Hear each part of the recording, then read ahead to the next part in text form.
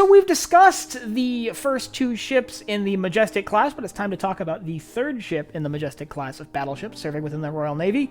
Let's discuss the HMS Hannibal.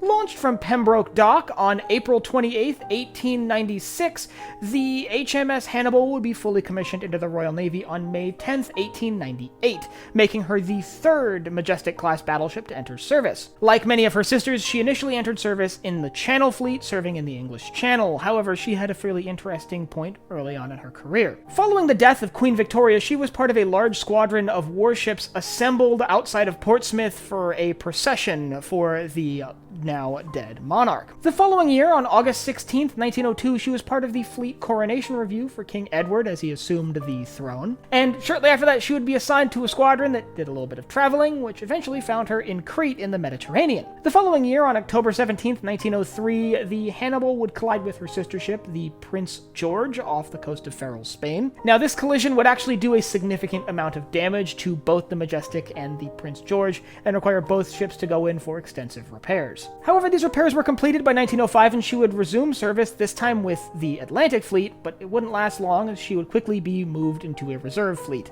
By this point, the Majestic-class battleships were already starting to show their age as newer, more advanced dreadnought battleships started to come into service, and these vessels started to seem more and more outdated. As such, the Hannibal did enter a position as a reserve ship, being there to basically step in when other ships needed to step out. And that's exactly what she did over the next few years. In 1907, she was moved into the Channel Fleet to fill a gap left by the HMS Ocean as it was pulled in for a refit. And that gap would be extended as once the Ocean returned to the Channel Fleet, the HMS Dominion was called off for refit, so the Hannibal would simply stick around and continue filling that gap. However, by July of 1907, the sort of string of ships that needed refit had reached its end, and the Hannibal was once again put into reserve, being taken out only on occasional cruises. However, these little patrols would do a number on her. On August 19, 1909, she struck a reef that did significant damage to the keel of the vessel, which was repaired. However, not that long after that, on October 29, 1909, she would collide with the torpedo boat TB-105,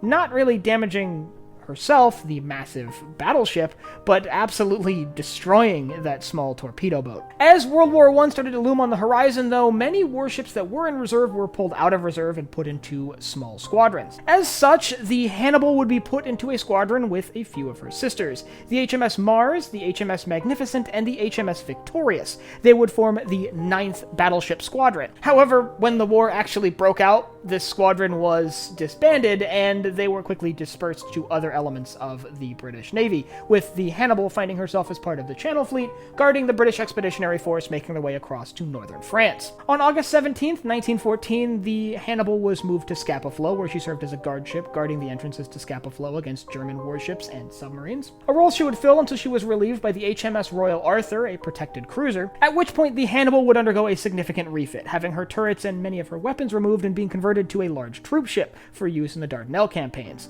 which she then began transferring troops for, bringing troops from Britain to the Mediterranean to participate in the invasion of Gallipoli. In November 1915, however, she'd be converted to a depot ship and stationed in Alexandria, Egypt, to support troops operating in that area. And by 1919, with the end of the war and the Majestic-class battleships now really starting to show their age, the Hannibal was retired and sold for scrap, being broken up in Italy the following year. And that ends the career of the HMS Hannibal, a ship that saw an interesting line of events throughout her career that saw her being moved around a lot and ultimately didn't spend that long as a battleship, but still was part of the Majestic class of battleships. And if you'd like to learn more about the Majestic class as a whole, or the careers of any of her sisters, I'll leave a link up here to a playlist I'm building all about the Majestic class battleships.